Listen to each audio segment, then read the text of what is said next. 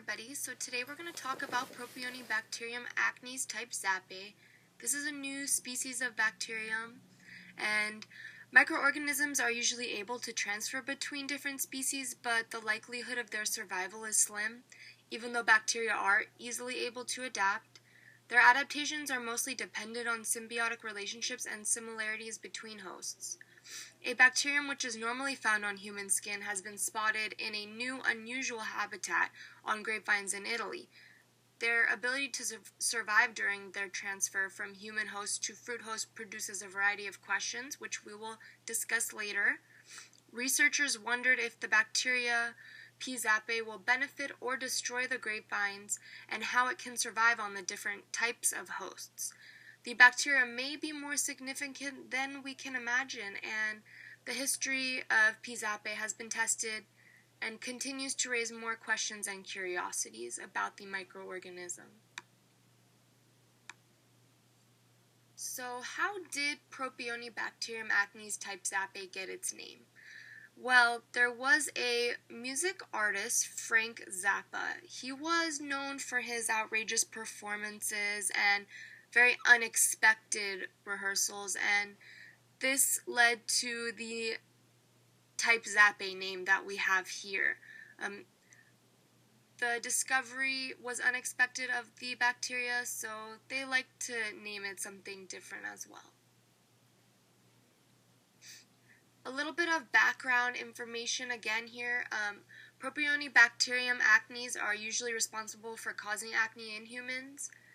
Teenage skin and the clustered fruit may have more in common than we think, and fat seems to be a contributing factor for the association between the bacterium and the host. Grape has a lot of fatty acids in it, which makes the grape a perfect host for sebum-eating bacterium such as P. acnes. This is according to Rhoda Stabelli from the Oxford Journal. The correlation between how the bacteria was transferred and the survival is still being researched today. Some main methods of research that they use are rDNA analysis. Scientists wanted to compare the bacteria between the two hosts, so the comparison between humans and grapevines was researched. The researchers also wanted to explore the history of P. zappae, and they used marker genes to do this. They wondered if finding the bacterium were accidental or the sequences were actually embedded in the grapevine DNA, and this question began the collection of multiple DNA samples from multiple grapevine plants. Here's just an image here of the bacteria with some different microscopes, and here you can see some crystalline violet. There's a gram stain, kind of bringing us a little tie into our lecture material that we had before, just to get you an image of what the bacterium actually is looking like. So we're going to talk about some results from this research, and this is just an image here to kind of show that some result supports that humans could have contaminated the grapevines by pruning them, and as you can see, humans were coming in direct contact during this pruning, and this could have led to transfer to the new host.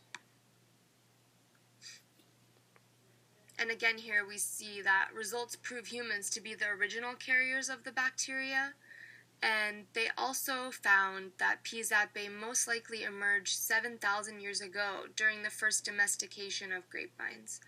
Results support that humans could have contaminated the bacteria, we talked about that, and according to the Oxford researchers, further analysis reveals the bacterial sequences not only belong to the grapevine's natural microbial inhabitants, but they were indicative of a new lineage of bacteria, a close relative to, but still genetically different from, the type that dwells on human skin.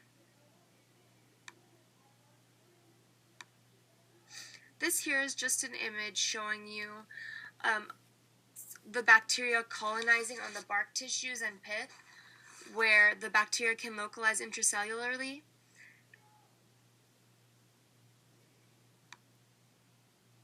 P. zappae could have been a contributing factor in the domestication of grapevines. Some of the advantages to the bacterium infecting the plants are yet unknown, but they provide a direction of study, and you can read about this later. So can we prevent the transfer? This is unknown, but really, should we, and do we need to? We can think of some questions.